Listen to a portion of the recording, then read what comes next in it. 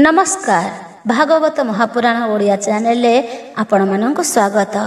Channel जदि नुआ अछंती channel को सब्सक्राइब करी प्रतिदिन सकाळ 7टारू 8टा पर्यंत शिव पुराण निश्चय शुणंतु। आज आसंतु शिव पुराण रे देवदेव महादेवंकर अहंकार चूर्ण विषय रे शुणिबा। कौठु कौठु आपण माने शुणुछंती कमेंट बॉक्स रे निश्चय जणाइबे। एबे आसंतु शुणिबा देवदेव महादेवंकर अहंकार चूर्ण विषय रे। सर्व ऋषि गण धाती सुत मुख चाहि कहंती देवंक कथा मनरे पड़ई आंभग्रतरे ताहा कहंतु प्रकाश सतानह आंभ मनरु करंतु विनाश प्रकृत पार्वती शिव घेने संसार रे बड़ किए कुह ऋषि आंभर आगरे शुणिबा निमित्त श्रद्धा बलिछि आंभर प्रकाश करंतु सर्व समक्षे आंभर शुणी सतन कुमार ऋषिंक वचन जाहा पुछा कल एबे मन देई शुण शिव पार्वती से भिन्ना भिन्नटी नुहंती जेहु शिव से सीना जे माता पार्वती आबर कथा एबे मन देई जे शुण एके अर्धांग से ही नुहंती से भिन्न निर्गुण पुरुष शिव गुण जे पार्वती सर्वदा पुरुष तेणु नारीर अधीन पार्वती जोगु भोलानाथ महेश्वर बड़ बोली ब्रह्मांड भरे नाम ताहांकर पार्वती पासरु भिन्न जे बेले हुअंती चिन्ह बन शिवंकर काहि नरस्ति सतर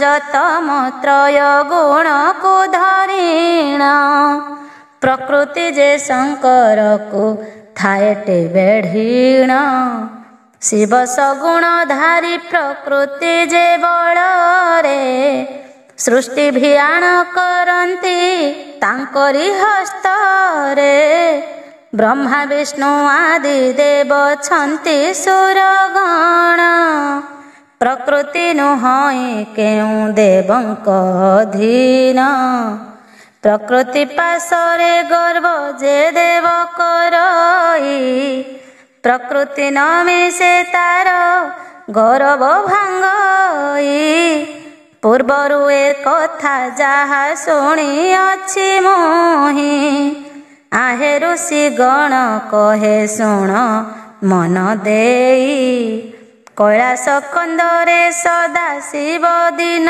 करे हस्त देई बसिथिले पार्वती स्कंदरे पति पत्नी बेनी हरि कौतुक करंती कौतुक बढ़ीण हेले पुलकित अति गर्व भाव कही शिव से काले कहिले मोठारु बड़ के नाही जगत मध्यरे सृष्टि सर जई सृष्टि करई पालन मोर ठारु बड़ नाही संसारे के पूर्ण मुहूर्ता कर्ता मोहे जे पिता जगतर मोहर बंदंती सर्वे चरण जुगल जबरुक्ष गंधर्व जे सर्वे सुरासुर जम इंद्र पवन जे वरुण कुबेर गरिष्ठ दर्पिष्ठ दैत्य छंती संसारण सकल पूजन्ति मोते विधि विधान रे भक्ति करे जे जन मोते टी पूजई ତାର ମନୋରମ ମୁହିଁ ପୂରଣ କରଇ। ଦଇତେ ମୋତେ ପୂଜିଣ ପାଉଛନ୍ତି ବର। ସ୍ୱର୍ଗ ସମ୍ପଦ ଭୁଞ୍ଜନ୍ତି ହାରି ଯାନ୍ତି ସୁର। ସୁଖ ଦୁଃଖ ପ୍ରାଣୀ ଗଣ ଲୋଭନ୍ତି ମୋ ପାଇଁ। ଅକର୍ମରେ କର୍ମଦାତା ମୁହିଁଟି ଅଟଇ। ମୋର ପଦ ସେବା କରି ଦେଖ ମୋ କୁବେର। ଅଳକା ଭୁବନ ପାଇଁ ମହାଧନେଶ୍ୱର। ଯେ ରୂପ ଇଚ୍ଛଇ ମୁହିଁ ସେ ରୂପ ହୁଅଇ। ଭୟଙ୍କର ରୂପ ନିମିଷେ ଧରି ପାରଇ। ଦିବ୍ୟ ବେମ ନିମିଷକେ ମୁହିଁ ଧରି ପାରେ। ସଦା କାଳେ ବିହରଇ ମୁହିଁ ଶ୍ମଶାନରେ। ଆନୁଆନ ରୂପ ମୁହିଁ ନିମିଷେ ଧରଇ। ଭିକ୍ଷାବୃତ୍ତି କରି ନାନା ସ୍ଥାନେ ଭ୍ରମୁଥାଇ। ଗଳାରେ ନାଗକୁ କରି ଅଛି ମୁହିଁ ହାର। ଚାହିଁବାକୁ ତାକୁ ସମର୍ଥକ ସଂସାରର। ବିରାଜଇ ଚନ୍ଦ୍ରମା ଯେ ଲଲାଟେ ମୋହର।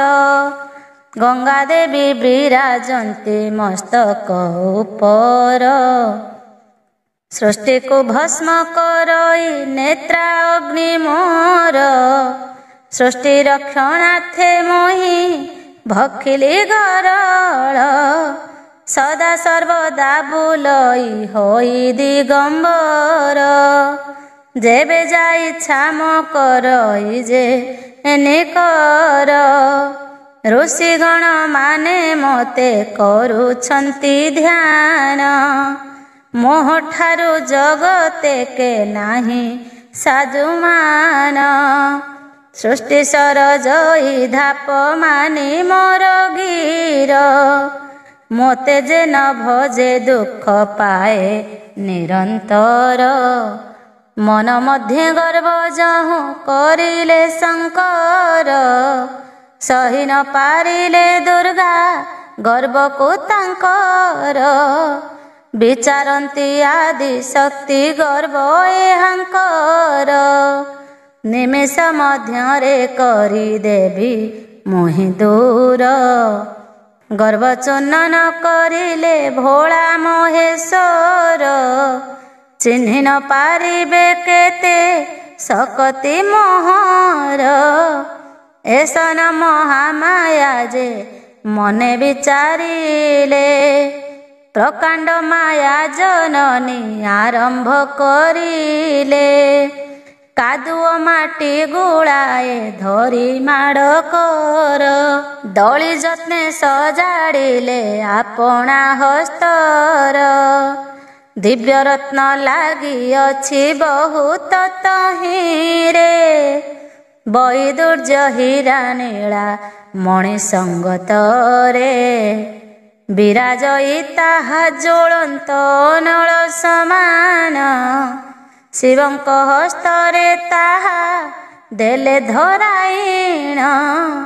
ହସ୍ତରେ ଧରିଣ ଶିବ ଜାଣି ନ ପାରନ୍ତି। କିସ ଏ ଦରବ ବୋଲି ତାଙ୍କୁ ପଚାରନ୍ତି। ଦେଖି ସଦା ଶିବ ମନ ମୁଗ୍ଧ ଯହୁଁ ହେଲା। ଦେଖନ୍ତେ ଏକ ଦୁଆର ତହିଁରେ ଦିଶିଲା। ଏକ ପାର୍ଶ୍ୱେ ଥାଇ ଦ୍ୱାର ଦିଶଇ ସୁନ୍ଦର। ଅତି ଆନନ୍ଦିତ ହେଲେ ଭୋଳା ମହେଶ୍ୱର। ରତନରେ ଗଢ଼ା ସେହି ଅପୂର୍ବ କପାଟ। ଦିଶନ୍ତି ଝଟିକି ଦିଶୁଅଛି ଅଛି ଚହଟ। ମନ ମଧ୍ୟରେ ଶଙ୍କର କରନ୍ତି ବିଚାର। ଏ ପଦାର୍ଥ ନେତ୍ର କାହିଁ ନ ଦେଖିଛି କାର।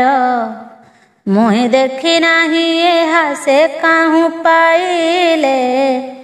ଚାହୁଁ ଚାହୁଁ ମନକୁ ସେ ମୋହର ଯେ ହରେ।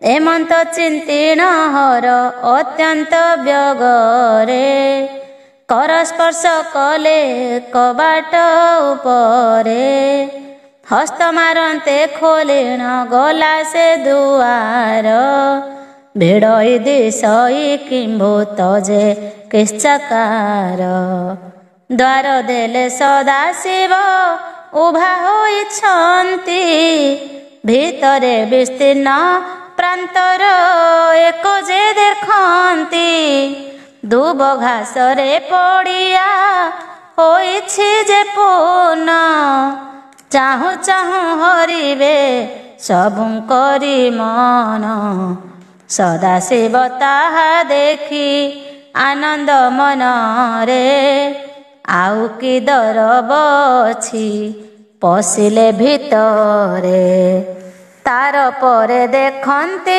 ଯେ ଏକ ଉପବନ ତରୁଲତାରେ ତାହା ହୋଇଅଛି ପୂର୍ଣ୍ଣ ଧାଡ଼ି ଧାଡ଼ି ଶୋଭୁଛନ୍ତି ତହିଁ ବୃକ୍ଷମାନ ପରିପୂର୍ଣ୍ଣ ଦିଶୁଅଛି ପୁଣି ସେହି ବନ ନାନା ଜାତି ପକ୍ଷୀ ବୃକ୍ଷ ଡାଳେ ବସିଛନ୍ତି କାକଳିରେ ମୁଖରିତ ବନକୁ କମ୍ପାନ୍ତି ପରଭୃତ ଗାଏ ପଞ୍ଚମ ସନରେ ଗୀତ ଶୁଣନ୍ତେ ହରିଣ ନିଏ ଜନଙ୍କର ଚିତ ଚକ୍ରବାକ ମଳିଜୁର ଆବର ଶୋକ ସାରି ଝଞ୍ଝାରିଟ ହଳଦୀ ବସନ୍ତ ଆଦି କରି ମରୁଆ ପାରୁଆ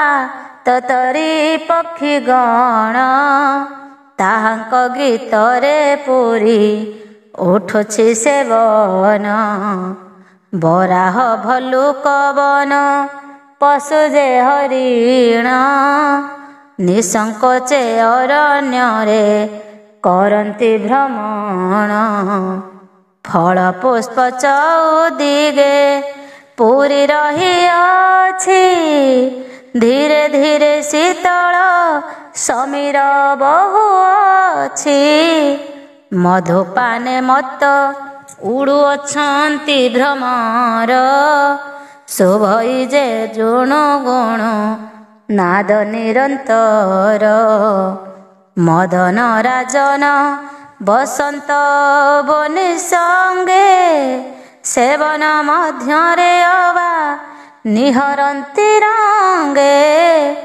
ଠାବେ ଠାବେ ଦିବ୍ୟ ପୁଷ୍କରିଣୀ ଅଛି ରହି ଫୁଟିଣ କମଳ ମନ ନେଉଅଛି ମୋହି ସୁବର୍ଣ୍ଣର ବେଦୀ ପ୍ରତି ବୃକ୍ଷର ମୂଳରେ ରତନରେ ଜଡ଼ିତ ସବୁରି ମନହରେ ବନସ୍ତକୁ ଦେଖି ମନେ ଭାବନ୍ତି ଶଙ୍କର ଦେଖିନି କାନେ ନାହିଁ ଯେ ଏପରି ସୁନ୍ଦର ଏପରି ଭାବିଣ ଶିବ ଭ୍ରମନ୍ତି କାନନ ଅନ୍ୟ ଏକ ଦ୍ୱାରେ ଗଲା ତାଙ୍କର ନୟନ ସେ ଦ୍ୱାରରେ ଏକ ଶିବ ବସିଣ ଅଛନ୍ତି ଅଦ୍ଭୁତ ଅଟଇ ତାହାଙ୍କ ରୂପ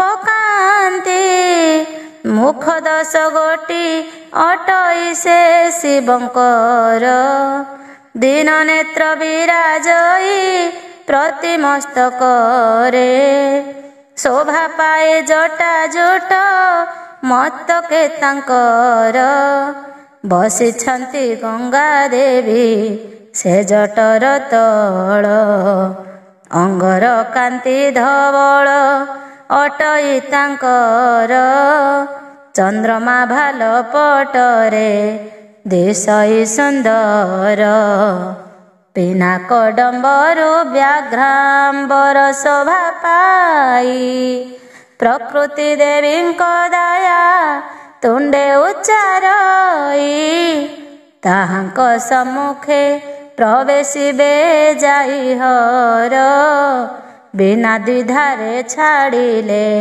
ତାଙ୍କୁ ଅନ୍ତପୁର। ପଞ୍ଚମୁଖ ଆଶ୍ଚର୍ଯ୍ୟ ହୋଇ ଚଳିଯାଇ ନଗର ଭିତରେ ପଶି ଗଲେ ସେ ଝସାଇ। ସେ ଭବନ ଶୋଭା ଦେଖି କହନ୍ତି ଶଙ୍କର, ଧନ୍ୟରେ ବିନ୍ଧାଣି ନିର୍ମାଣୀ ଛିଏ ନଗର।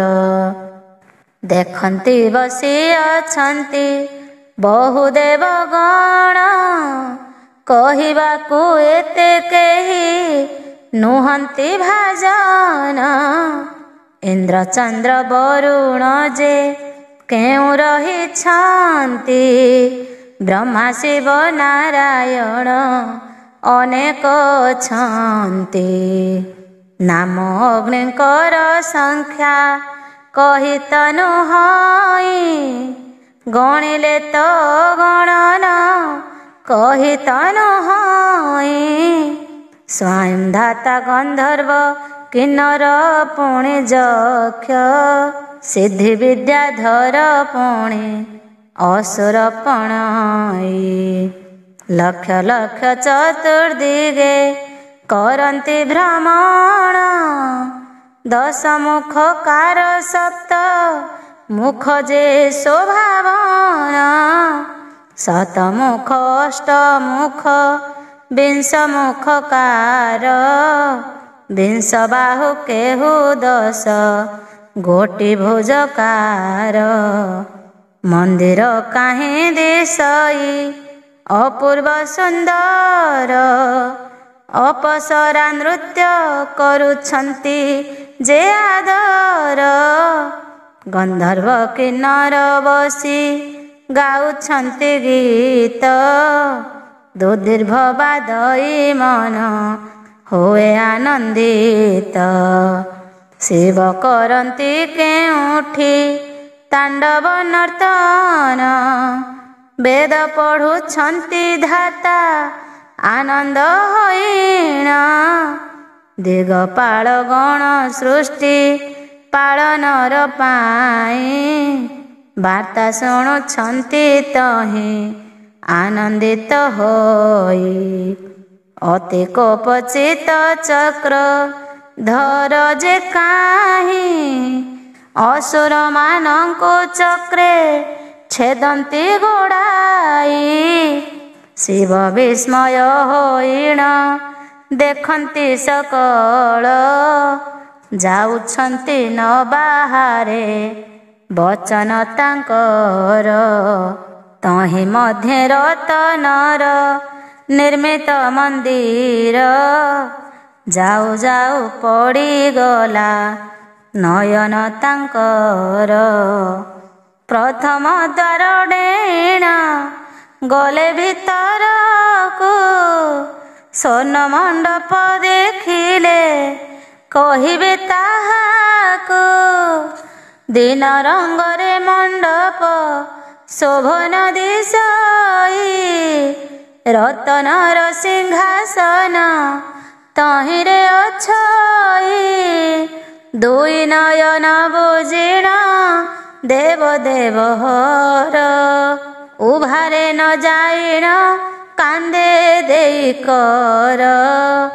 ବିଚିତ୍ର ବର୍ଣ୍ଣ ଚାନ୍ଦୁଆ ଲାଗିଅଛି ତହିଁ, ତିନି ପୁରରେ ଦୁମୂଲ୍ୟ ଚାନ୍ଦୁଆଟି ସେହି। ମଣିମୁକ୍ତ ବୈଦୁର୍ଯ୍ୟର ତହିଁ ଝରାମାନ, ଦୋଦୁଲ୍ୟମାନ ହୁଅନ୍ତେ ଦିଶଇ ଶୋଭନ। ଧୂପ ଦୀପ ବାସରେ ଯେ ସ୍ଥାନ ମହକଇ, ସିଂହାସନ ଗୋଟି ତେଜ ମୟ ଯେ ଦିଶଇ। ପ୍ରକୃତି ରୂପିଣୀ ଦେବୀ ରତ୍ନ ସିଂହାସନେ, ବିରାଜି ଅଛନ୍ତି ତହିଁ ଦୂରଶୀତ ମନେ। ହାତ ଯୋଡ଼ି ବ୍ରହ୍ମା ବିଷ୍ଣୁ ତହିଁ ମହେଶ୍ୱର, ଉଭା ହୋଇଛନ୍ତି ଶିବ ଦେଖନ୍ତି ନେତ୍ରର। सकल मर इंद्र देवंक संगरे शिव नाचुछन्ति सर्वे खटन्ति सेवारे शीतकर दर्शन कादि ऋषिगण वेद मंत्र पढ़ी स्तुति करन्ति गायन सारला विमला कमला जे शक्तिमान खटिछन्ति आनंदरे तांकरी चरण सदाशिव देखि लज्जा पाइबे अपर विचारिले गर्व चूर्ण होइला मोहर निज बुद्धि बल को से करिले धिकार धिक देव देव महा देव नाम मोर वंदना करिले प्रकृति को महेश्वर मुदिका बेनी नयन सेठारे शंकर मंत्र पाठ करन्ति स्तव कले महामाई जानिले शिवंक कथा सिंहासन थाई माया को जगत मात हटाई न देले मता जे स्वामी बाम पाखरे बसिले चक्षु खोली सदा शिव दियन्ते अनाई से पुरर कथा किछि न देखन्ति सेहि मने मने महालज्जा पाइले सकर महामाईଙ୍କ मुखକୁ ଚାହିଁଲେ सकल लज्जा पाइलेଣି कांत जानी महामाई अल्प हसी तांक कोळे बसिले से जाई बोलन्ति नमण जीवा देव देव हर किंपा कहिथिबा एथि उठन्तु सळ ऐसा न कहिण पति करकु धरिले नगरकु गले गीते बुद्धिमंत बोले त्रिपुरासुरर ब्रह्मांक कर्तुक बरलाभ ओ दिग्विजय धातांक सुत मुखरु शिवंक चरित शुणी ऋषि गण होई लेख कृत कृत सदाशिव अटन्ति संहार करता आउ किछि कुहत जे ताहांक बारता निर्गुण निष्कामी जन वृषभ गोसाई जगतरे जात देह धरिण कि पाई केवण कारणे मर्ते होइले जनम कुहन्तु हे महात्मा ताहार कारण ऋषि मानक वचन धाता सुरत शुणी मन आनंदित तांक होइला से क्षणी मन मध्य शिवंकु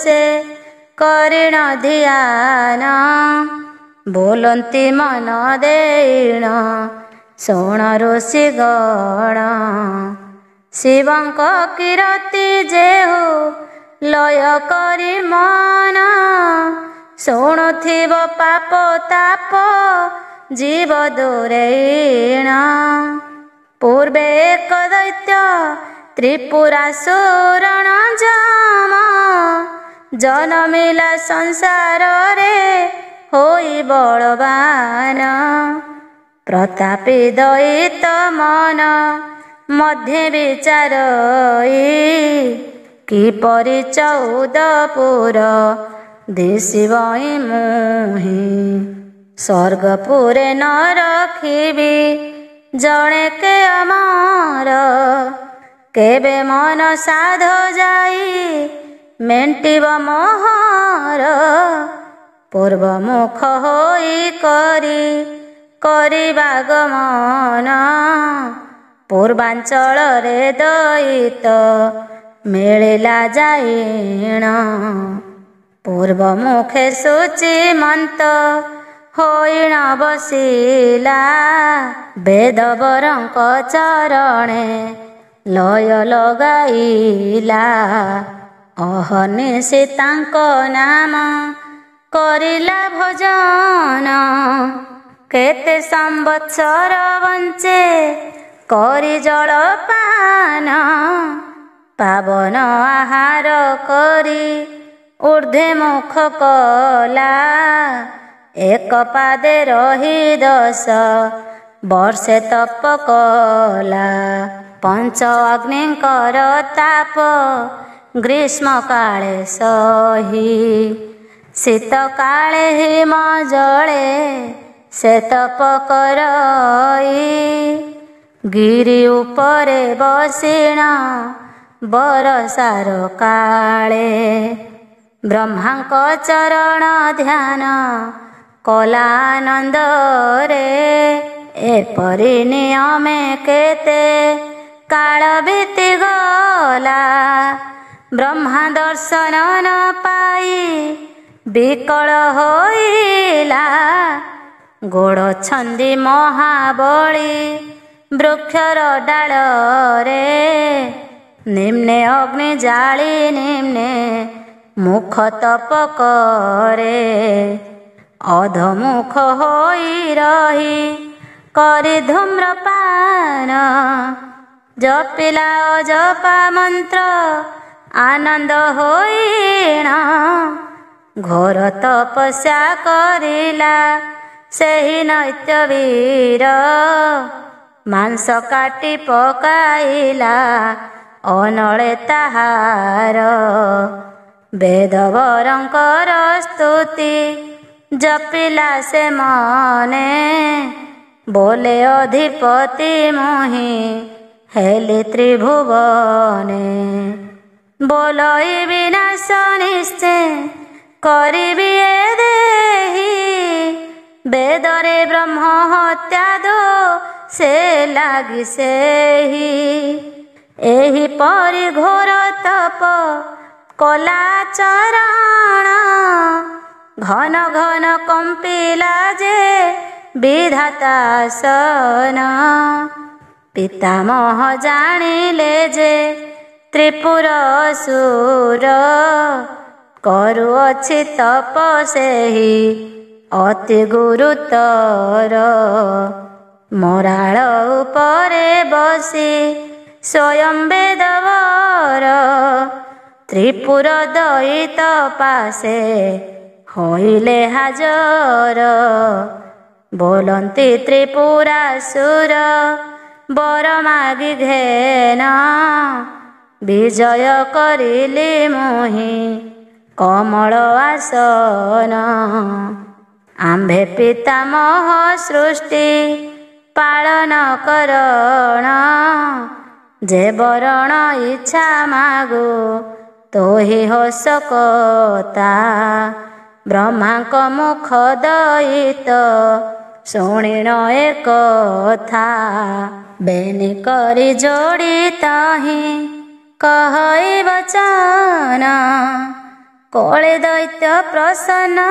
ହୋଇଲା ବେଦପୁର ଋଣ ଆଜେୟ ମୋହି ହେବି 3 ପୁର ଇନ୍ଦ୍ର ଅଗ୍ନି ଯମ ସଙ୍ଗେ 10 ଦିଗପାଳ ରଣେ ସମକକ୍ଷ କେହି ନହିବେ ମୋହର ହେବି 3 ପୁର ଜୟ ତୁମ୍ଭରି ବରରେ ବିଷ୍ଣୁଙ୍କୁ ଜିଣିବି ମୁହିଁ କିଞ୍ଚିତ ସମରେ ମୋର ସମକକ୍ଷ କେହି ନହି ବେଟି ଜାଣ ନାମ ମୋର ଖ୍ୟାତ ହେବ ଏ 3 ଭୁବନ ତ୍ରିପୁର ଭେଦି ପାରିବ ଯେ ହୁଏ କସରେ ମୋହର ମରଣ ହେବ ତାହାର ହସ୍ତରେ। ଦୈତ୍ୟର ଏସନ ବର ବିଧାତା ଶୁଣିଲେ ହେଉ ବୋଲି କହି ଦେଇ ନିଜ ପୁରେ ଗଲେ। ବର ପାଇ ନିଶାଚର ସ୍ୱପୁରେ ଗମନ କରିଆନ ଦଇତଙ୍କୁ କହେ ବୁଝାଇଣ।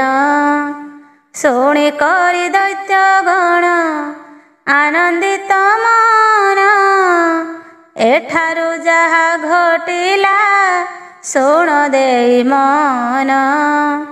ସୈନ୍ୟ ବଳ ଧରି କରି ସେ ତ୍ରିପୁରାସୁର ମଧ୍ୟପୁର ଜିଣିଲା ଖଟିଲେ ନରବର।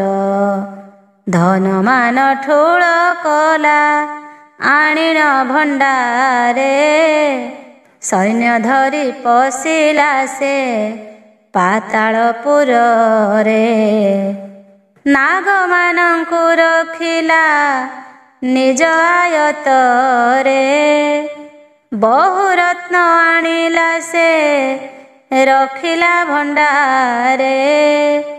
ପାତାଳକୁ ଜିଣି ଦୈତ୍ୟ ସ୍ୱର୍ଗକୁ ଚଳିଲା ଅସୁର ସୈନ ଧରି ସ୍ୱର୍ଗେ ପ୍ରବେଶିଲା। ସୁଧର୍ମା ସଭାରେ ସର୍ବ ସୁର ବସିଥିଲେ ଡଗର ପ୍ରବେଶ ହେଲା ଆସି ସେ କାଳରେ।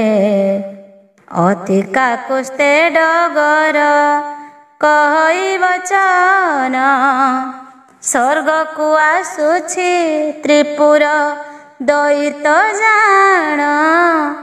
ସଙ୍ଗେ ଅଗଣିତ ସୈନ୍ୟ ଆସୁଅଛି ସେହି ଅନଳ ସମଦଇତ ତେଜ ବିରାଜଇ। ଡଗର ମୁଖରୁ ଶୁଣି ଏସନ ବଚନ ସାଜ ସର୍ବସ୍ୱରେ କହି ଲୋକମଘବାନ। ସଂହାର କରିବି ଆଜ ଅସୁର ସୈନ ଏସନ କହି ଉଠିଲେ ପୁଣି ମଘବାନ। ଐରାବତ ଗଜ ପୃଷ୍ଠେ ବାସକ ବସିଲେ ଦିଗପାଳ ଗଣ ତାଙ୍କ ସଙ୍ଗେ ବାହାରିଲେ। ସମନ ଦେବତା ବିଜେ ମହିଷ ଉପର କାଳଦଣ୍ଡ ଧରିଛନ୍ତି ହସ୍ତରେ ତାଙ୍କର। ବିଜେ କଲେ ବୈଶ୍ୱାନର ମେଷ ବାହନରେ ମୁଦ୍ଗର ଶୋଭା ପାଉଛି ତାଙ୍କରି ହସ୍ତରେ। ବିଦାୟ କଳେ ମରୁତ ମାର୍ଦୁଳ ଉପରେ ତୀକ୍ଷ୍ଣ କୁନ୍ତ ଏକ ଅଛି ତାଙ୍କରି ହସ୍ତରେ। ବିଜେ କଲେ ଦଳପତି ମକର ପୃଷ୍ଠରେ ଅମୋଘ ପାଶ ଶୋଭଇ ତାଙ୍କରି ହସ୍ତରେ। ପବନ ଦେବତା ମୃଗ ପୃଷ୍ଠେ ବିଜେ କଲେ ପୁଷ୍ପକ ବିମାନ ଚଢ଼ି କୁବେର ଅଇଲେ। ଶହେର ଶାବଳୀ ଗଦା ହସ୍ତ ଯେ ତାଙ୍କର ଏ ଚକ୍ର ରଥେ ବସିଛନ୍ତି ଯେ ଦିବାକର। ଜ୍ୟୋତିମୟ ଚକ୍ର ହସ୍ତେ ଧରିଥିଲେ ସେହି ଖଡ୍ଗ ପଞ୍ଚ ବାଣ ଚନ୍ଦ୍ର କହସ୍ତେ ଶୋଭଇ। ଅଙ୍ଗାର ପଶୁ ଗାନିଦ ଦଳକୁ ଧରିଣ ବାହାର ହୋଇ ସେ ନିଜ ଆୟୁଧ ଧରିଣ। ସିଦ୍ଧ ବିଦ୍ୟାଧର ବିଘ୍ନର ଚାରଣ ଆଶ୍ୱିନ କୁମାର ବିଶ୍ୱ କର୍ମାଙ୍କ ସଙ୍ଗର ବିଚାରିଣ ଗୃହକ ପିତୃଗଣ ଦୋଚାରଣ ଯୁଦ୍ଧ କରିବାକୁ ବିଜେ ଆୟୁଧ ଧରିଣ ଦେବସୁର ଏକ ସ୍ଥାନେ ଭେଟ ପଡ଼ିଗଲେ କୁହାଟ ମାରିଣ ତହିଁ ପିଟାପିଟି ହେଲେ ଚକ୍ରକାତି ଭୂଷଣ୍ଡ ଯେ ଧରିଣ ପ୍ରେମର କୋପେ ଦଇତଙ୍କ ପରେ କରନ୍ତି ପ୍ରହାର ବେଳୁ ବେଳ ଘୋର ତର ସମର ହୋଇଲା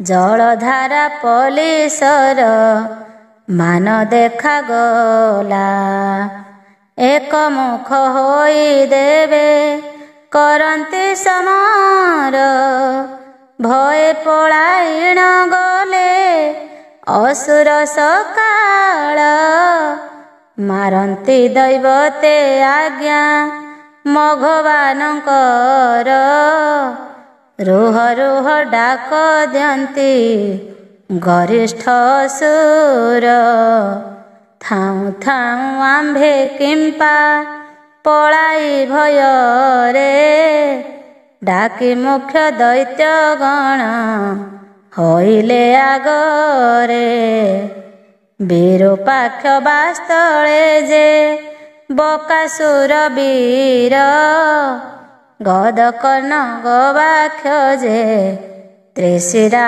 ଅସୁର ମେଘନାଦ ନର୍କଶ ଯେ ପିଙ୍ଗଳ ଅସୁର ମହିଷ ପ୍ରକମ୍ବ ଯେ ଶାର୍ଦୂଳ ମକର ଏକମୁଖ ହୋଇ ଯହୁଁ ଲଢ଼ିଲେ ଅସୁରେ ଦେଖି କରି ଗଣପତି ରହିଲେ ଆଗରେ ଚକ୍ର କରେ ଧରି କରି ପ୍ରହାର କରଇ ପଳାଇଲେ ନିଶାଚର ପଛକୁ ନ ଚାହିଁ ଯହୁଁ ଭାଜି ନିଶର କଲେ ପଳାୟନ ତ୍ରିପୁରାସୁର ଉଠିଲା କରି ଗରଜନ ବୋଲାଇଣ ଶୂଳ ପ୍ରହାରିଲା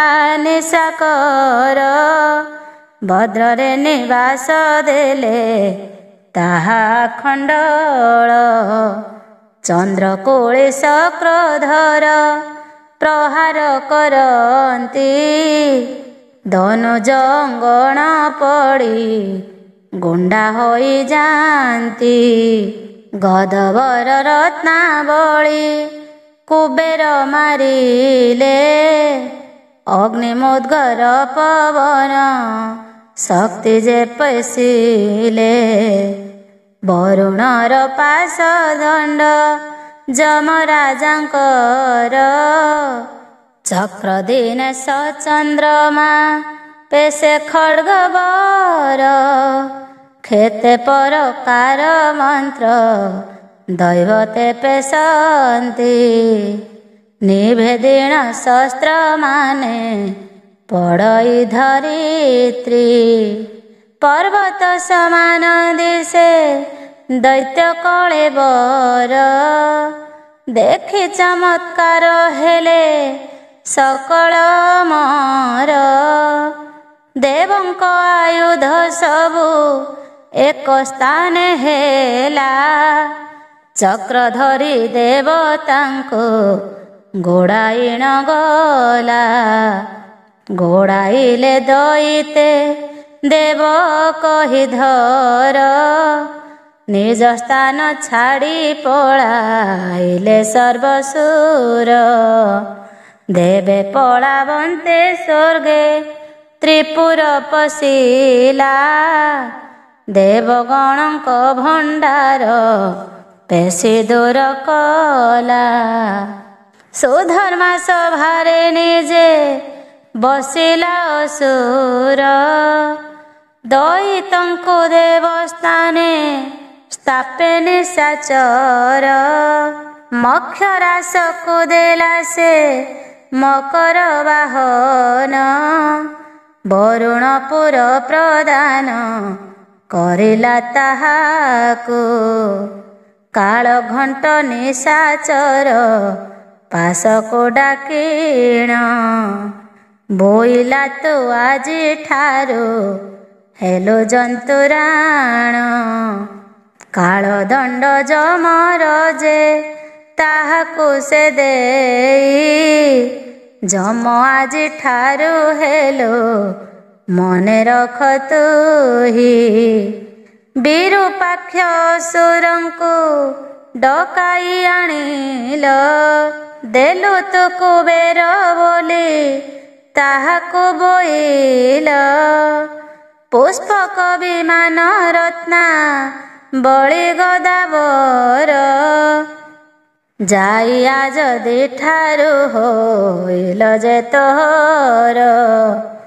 ଭାସ୍କଳ ଦୈତ୍ୟକୁ ଡକାଇ ଆଣିଲ ସେହି। ପବନପୁରକୁ ଯାଅ ଆଜ୍ଞା ମୋର ପାଇ। ବାହନ ଆୟୁତ ହେଲା ତାହାକୁ ସତୁର। ପାଟ ଶାଢ଼ୀ ପିନ୍ଧାଇଲ ମସ୍ତକେ ତାହାର। ଅଗ୍ନିକେତୁ ଦଇତକୁ ପାଶେ ଡକାଇଣ। ବୋଇଲା ତୁ ଆଜିଠାରୁ ଅଗ୍ନି ବୋଲି ଜାଣ। ବାହନ ଛାଗଳ ମୁଦଗର କଲା ଦାନ। ମେଲାଣି ମାଗିଣ ତହୁଁ ଚଳେ ଦୈତ୍ୟ ରାଣ। ରଶ୍ମିକେତୁକୁ ସାଦରେ ଡକାଇ ଆଣିଣ। ଏକ ଚକ୍ର ରଥେ ତୁହି ବସରେ ବହନ। ସଥ ମନ୍ତ୍ର କମଣି ହେଲା ହସ୍ତରେ ତାହାର। ବୋଇଲା ତୁ ଆଜିଠାରୁ ବୋଇଲୁ ଭାସ୍କର। କେତୁ ରାକ୍ଷସ ଚନ୍ଦ୍ରପଣ ଯାଚି ଯେ ଦେଲା। ମାୟାଦି ଦଇତ ମେଘ ଯମ ବୋଲାଇଲା। ନିମାଚର ବିଦ୍ୟୁମାଳା ଗଲା ତା ସଙ୍ଗର। ନିରାନ୍ତକ ରାଜା ହେଲା ଯାର ମର୍ତ୍ତ୍ୟପୁର। କାଳିୟ ନାଗ ଏକଇ ନିଶାଚର ନାମ।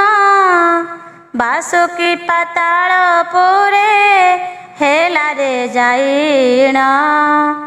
ତ୍ରିପୁର ସରଗପୁରେ ମଘବାନ ହେଲା।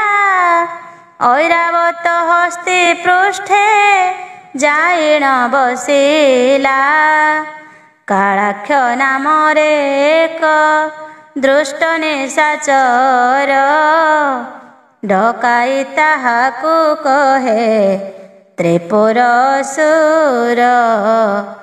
ପାଶରେ ଥାଅ ତୁମର ହୋଇଣ ଡଗର। ତ୍ରୟପୁର ଋତୁ ନୀତି କହିବୁ ଖବର। ଆନ ତ୍ରିପୁର ନାମରେ ଏକଇ ଅସୁର। ତାହାକୁ ଡକାଇ ସେନା ପତି କଲା ବୀର। ଶୁକ୍ର ଗୁରୁଙ୍କ ସେ ଶୀଘ୍ର ଡକାଇ ଆଣିଲା। ମନ୍ତ୍ରୀ କରିଣ ତାହାଙ୍କୁ ହରସେ ପୂଜିଲା। ସୌରପତି ଯେପରି ପାଳନ୍ତି ମର୍ତ୍ତ୍ୟପୁର। ସେପରି ପାଳନ କଲେ ସକଳ ଅସୁର।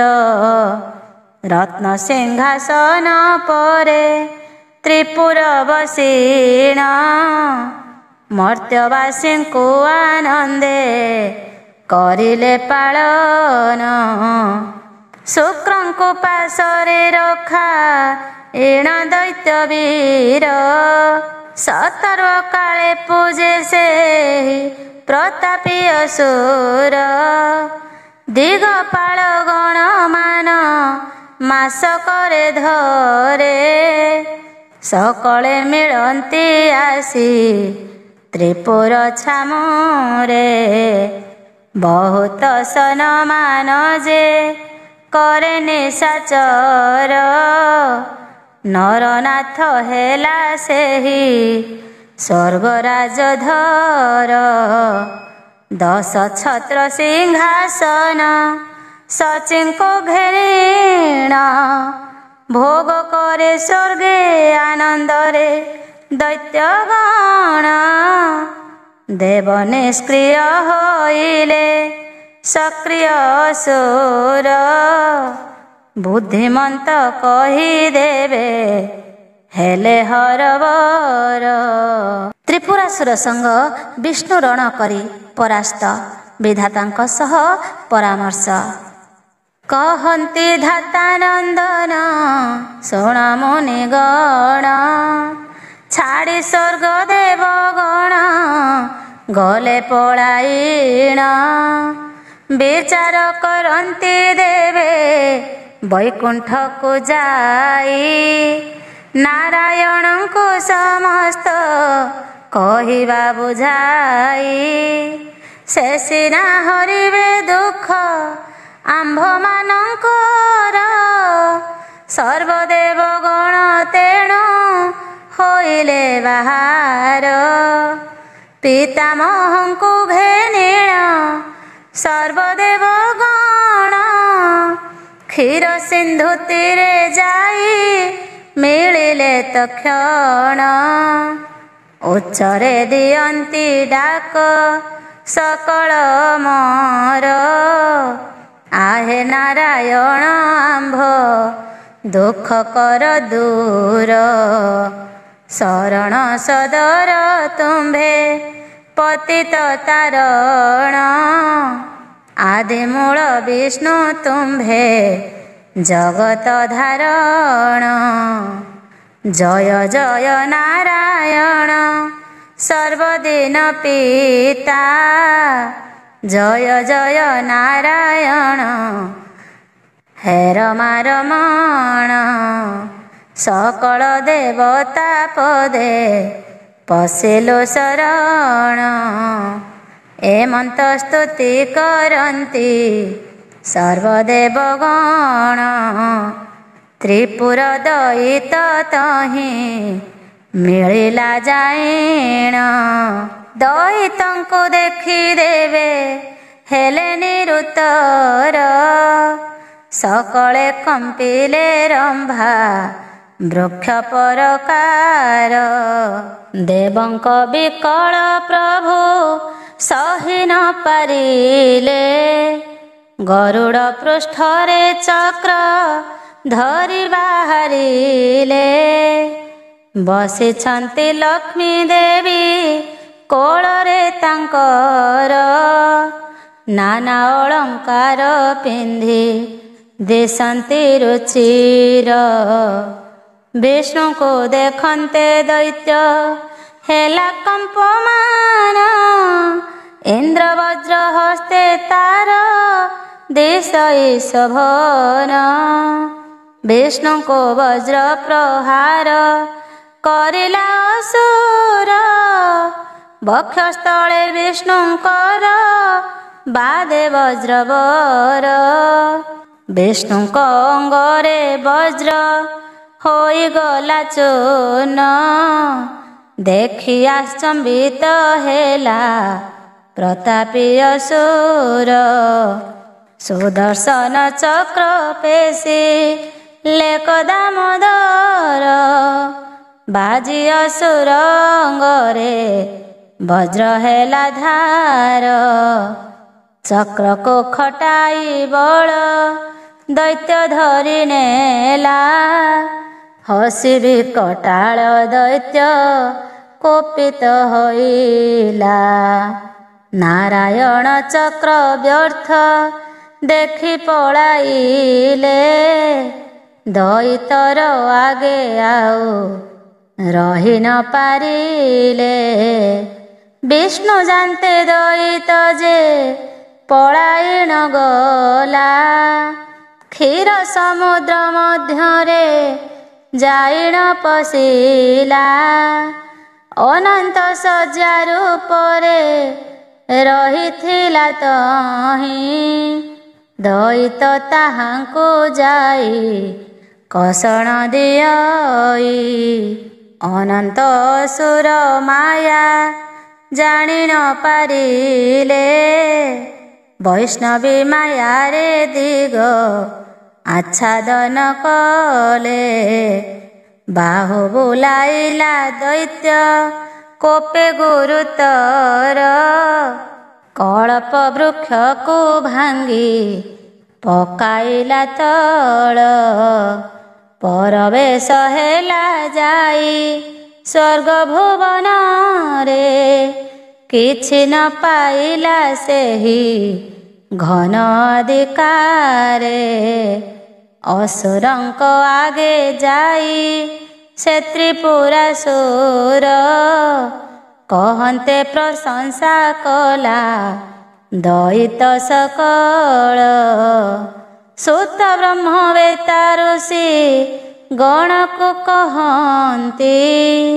ଶୁଣ ଋଷି ଗଣ ଦେବ ଗଣଙ୍କ ଭାରତୀ। ସତ୍ୟ ଲୋକେ ଦେବ ଗଣ ପ୍ରବେଶିଲେ ଯାଇ। ବସିଲେ ସକଳ ବ୍ରହ୍ମା କୋ ସଙ୍ଗରେ ନେଇ। ଦେବଗଣଙ୍କ ସହ ସେ ସୁକ୍ରତ ହିଁ ଥିଲେ। ନମସ୍କାର କରି ତାଙ୍କୁ ବଚନ ବୋଇଲେ। ପ୍ରଜା ସୃଷ୍ଟି କରି ତୁମ୍ଭେ ବସିଛ ଏ ପୁର। ତ୍ରିପୁରାସୁର ଭାଙ୍ଗୁଛି ତେଣେ ସ୍ୱର୍ଗପୁର। ତୁମ୍ଭଠାରୁ ବଳ ପାଇ ବଳିୟାର ହେଲା। ଆମ୍ଭ ଅଧିକାର ମାନ ଛଡ଼ାଇ ନ ନେଲା। ବିତାଡ଼ି ଦେଇଛି ସ୍ୱର୍ଗ ସକଳ ମୋର। ସ୍ୱର୍ଗରେ ଇନ୍ଦ୍ର ହୋଇଛି ତ୍ରିପୁର ଅସୁର। ଦେବଗଣ ମାନେ ସଦା ରକ୍ଷିତ ତୁମ୍ଭର। ଅରକ୍ଷିତ ହେଲୁ ଆଶ୍ରା ଖୋଜିଣ ତୁମ୍ଭର। ଘୋର ବିପଦସ୍ତ ସର୍ବ ଦେବଙ୍କୁ ଉଦ୍ଧର।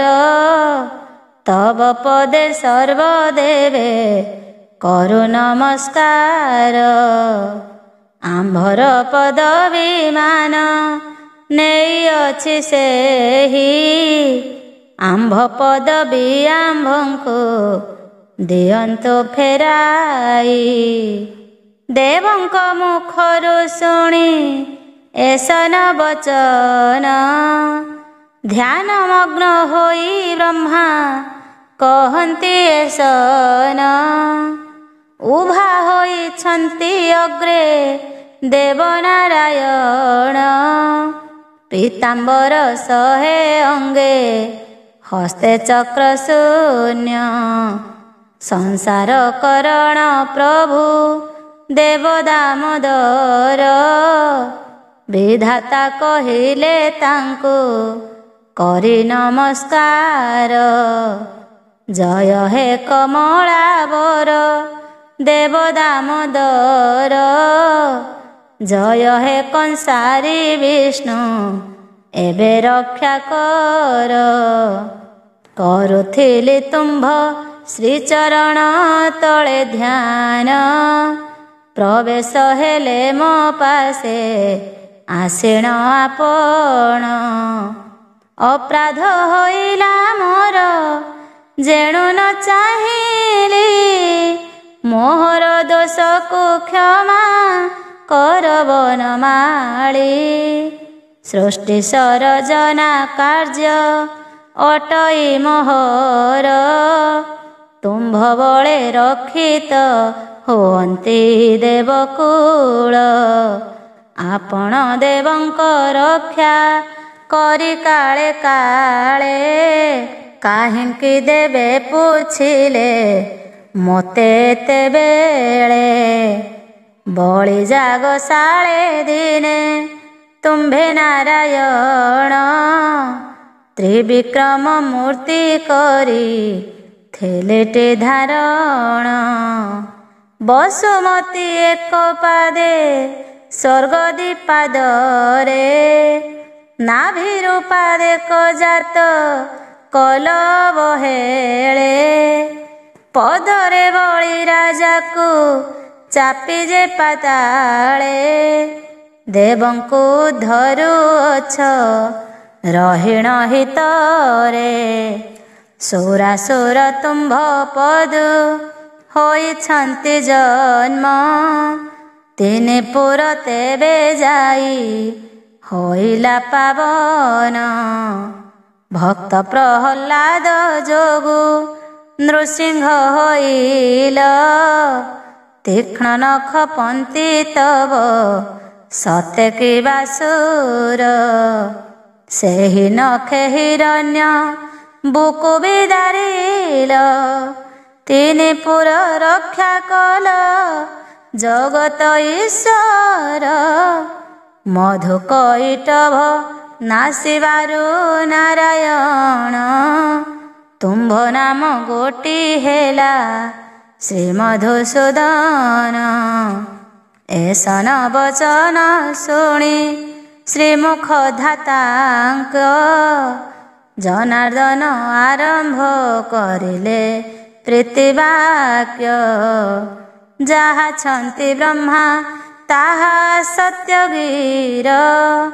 ନାଶ କରିଅଛୁ ଆମ୍ଭେ ଅନେକ ସୁର ବଳିକି ଚାପିବା କଥା ସତ୍ୟଟି ଅଟଇ ଆବର ଅନେକ ଦୈତ୍ୟ ନାସି ଅଛି ମୋହି ସେମାନଙ୍କ ଠାରୁ ବଳବାନ ଏ ଅସୁର ଦିଶିଲା ତ୍ରିଲୋକ ତୁମ୍ଭେ ଦେଇଅଛ ବର ଦେବଗଣଙ୍କ ଆୟୁଧ ନେଇଛି ଛଡ଼ାଇ କାହାରି ହସ୍ତରେ ଏକ ଆୟୁଧ ତ ନାହିଁ ଅରକ୍ଷ ପ୍ରାୟ ଅଛନ୍ତି ଦେବତା ସକଳ ତଥାପି ଆଚରେ ଦ୍ୱନ୍ଦ୍ୱ ସେହି ଦୁରାଚାର ତୁମ୍ଭଙ୍କୁ ନାସିବା ପାଇଁ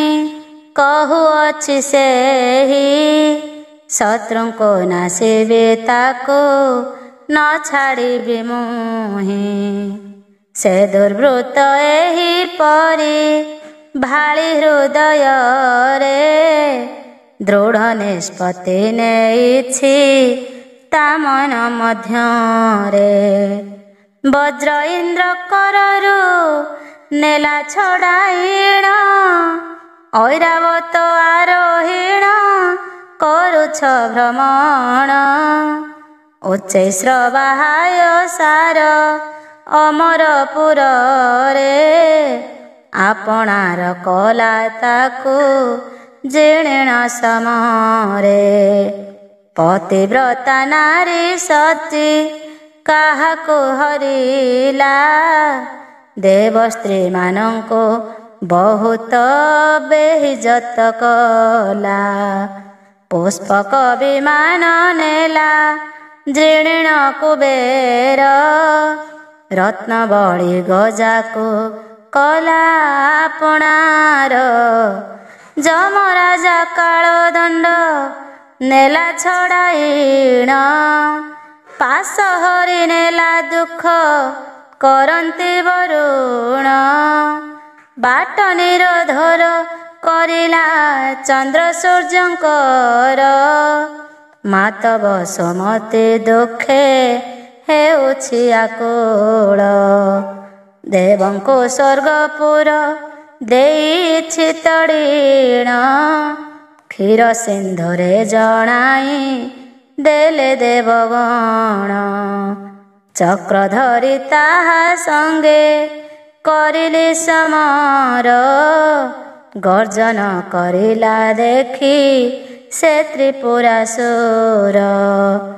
ଇନ୍ଦ୍ର ଠାରୁ ବଜ୍ର ଛଡ଼ାଇ ନେଇଥିଲା, ମୋହ ଉପରକୁ କ୍ରୋଧେ ପ୍ରହାର କରିଲା। ମୋ ଦେହେ ବାଜିଣ ବଜ୍ର ହୋଇଗଲା ଚୂର, ସୁଦର୍ଶନ ପେଶିଲି କଣ୍ଠକୁ ତାହାର। ଚକ୍ରକୁ ମୋହର ବଳେ ଧରି ନେଲା ସେହି, ମୋତେ ମାରିବା ପାଇଁ କି ଅଇଲା ଗୋଡ଼ାଇ। ଦେବଙ୍କୁ ଧରିଣ ମୁହିଁ ଅଇଲି ପଳାଇ, କ୍ଷୀର ସାଗର ମଧ୍ୟରେ ପଶିଲା ସେ ଯାଇ। ଅନନ୍ତକୁ ଦେଖିଦେଲା ବହୁ ନିର୍ଯାତନ, କଳ୍ପ ବୃକ୍ଷର ଶାଖା ଦେଲା ସେ ବାନ୍ଧିଣ। ଅନନ୍ତ ମାୟାରେ ଯହୁଁ କଲେ ଅନ୍ଧକାର, ଭୟରେ ଫେରି ଅଇଲା ତ୍ରିପୁରାସୁର। ପବନ ବେଗରେ ଗତି ଅଟଇ ତାହାର, ଋଷିଗଣ ଜାଗ ନ କରନ୍ତି ଅରଣୀର।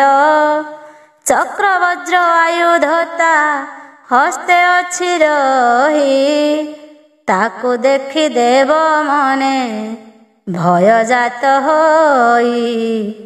ତୁମ୍ଭବରେ ଦଇତ ଯେ ମହାବଳବାନ, ଯଶବନ୍ତୀପୁର ନିଶେ ନେବ ଜାତ ଧାନ। କୌଶଳ ଜାଣିଛି ମୁଁ ନାନା ପ୍ରକାର, କେବଳ ତୁମ୍ଭରି ଯୋଗୁ ବଞ୍ଚିଛି ଅସୁର। କାଳେ ବ୍ୟର୍ଥ ଜୀବ ହୋଇ ତୁମ୍ଭର ଯେ କର, ତେଣୁ ନଘେନ ପରାଣ ସେ ଜାତୁ ଧାନର। ବିଷ୍ଣୁଙ୍କ ମୁଖରୁ ଦେବେ ଏସନ ଶୁଣିଲେ, ମହାଭୟରେ ସକଳ କରେ ସେ ହଇଲେ। ଆପଣ ବୋଲନ୍ତି ଜଗତ ପିତା ନାରାୟଣ, ଯାହା ହେଉ ଦିଅ ଶାସ୍ତି କମଳ ଲୋଚନ। ପିତାମହଙ୍କ ବଚନ ଶୁଣି ନାରାୟଣ, ସନ୍ତୋଷ ହେଲେ ଭାସେ ବୁଦ୍ଧିମନ୍ତ ଦି।